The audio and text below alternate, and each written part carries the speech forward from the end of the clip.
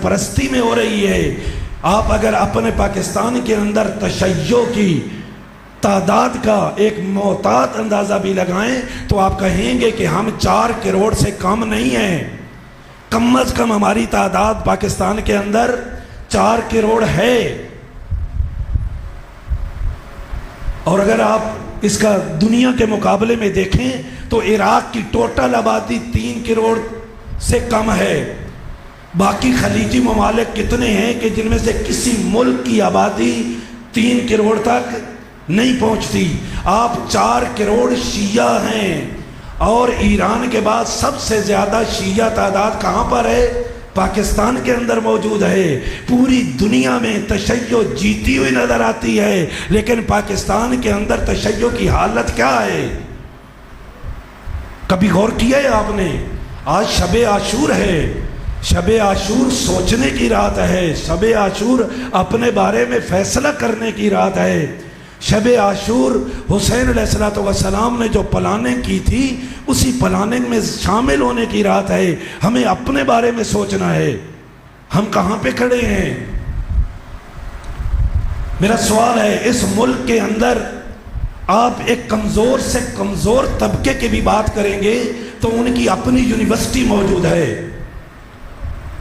یہ مکتب اہل بیت جو باب مدینۃ العلم کا ماننے والا ہے، ہمارے پاس اس ملک کے اندر 4 کروڑ لوگ موجود ہیں، ایک بھی یونیورسٹی ہمارے پاس نہیں ہے۔ ہمارا رفاعی نظام کدھر ہے؟ ہمارا دفاعی نظام کدھر ہے؟ کہاں کھڑے ہیں ہم؟ کبھی سوچا ہے آپ نے؟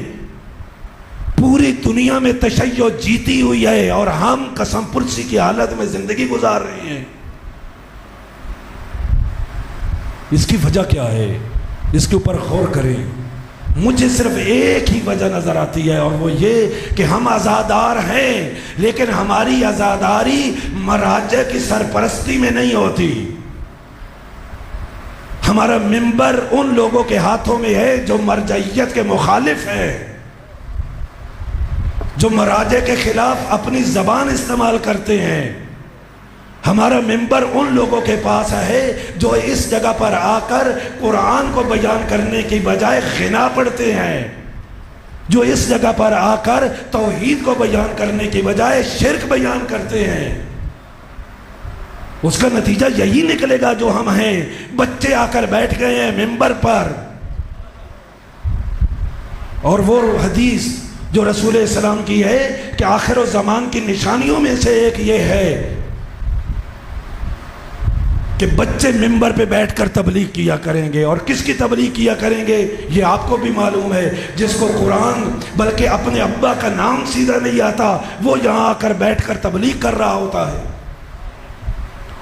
اگر عزاداری کی یہی صورتحال رہی اور اس کو ہم نے مراجع کی سرپرستی میں لے کر نہ گئے، علماء کی سرپرستی میں لے کر نہ گئے، اور اس جگہ سے اسی طرح شرک بیان ہوتا رہا، اس جگہ سے اسی طرح غلو بیان ہوتا رہا، تو نتیجہ کیا نکلے گا؟ بجائے اس کے کہ ہم اس عزاداری کے ذریعے آگے بڑھے، ہم پیچھے چلے جائیں گے۔ یمن جیسا ملک ہم سے آگے کھڑا ہے، ہم پیچھے پڑے ہوئے ہیں۔ 4 کروڑ تھوڑی تعداد نہیں ہے۔ اگر ہم یہ ہمارے درمیان جو نفاق ہے، جو ایک دوسرے درمیان تفرقہ ہے، اس کی وجہ کیا ہے؟ اس کی وجہ بھی یہی ہے کہ ہم نے مرجعیت کا دامن چھوڑ دیا ہے۔ وہ نظام جو ہمیں امام دے کر گئے تھے اس کو چھوڑا ہے، جس کی وجہ سے ہم اس رسوائی کی زندگی گزار رہے ہیں، شرمندگی کی زندگی گزار رہے ہیں۔ کبھی اپنے آپ کا مقایسہ کریں، دنیا کے اندر تشیع کے ساتھ مقایسہ کریں اپنا۔ مقام معظم رہبری سید علی خامنائی کو اس وقت پاکستان کے شیعوں پر ناز ہے یا لبنان کے شیعوں پہ ناز ہے؟ وہاں تعداد کتنی ہے؟ آپ اپنی تعداد دیکھیں، ان کی تعداد دیکھیں۔ مسئلہ صرف یہ ہے کہ ہمیں نظام مرجعیت کے قریب آنا ہے، ہمیں عزاداری کو نظام مرجعیت کے سائے میں لے کر آنا ہے۔ اب مجھے یہ بتائیں کہ یہ منبر ہمیں خدا سے قریب کر رہا ہے یا دور؟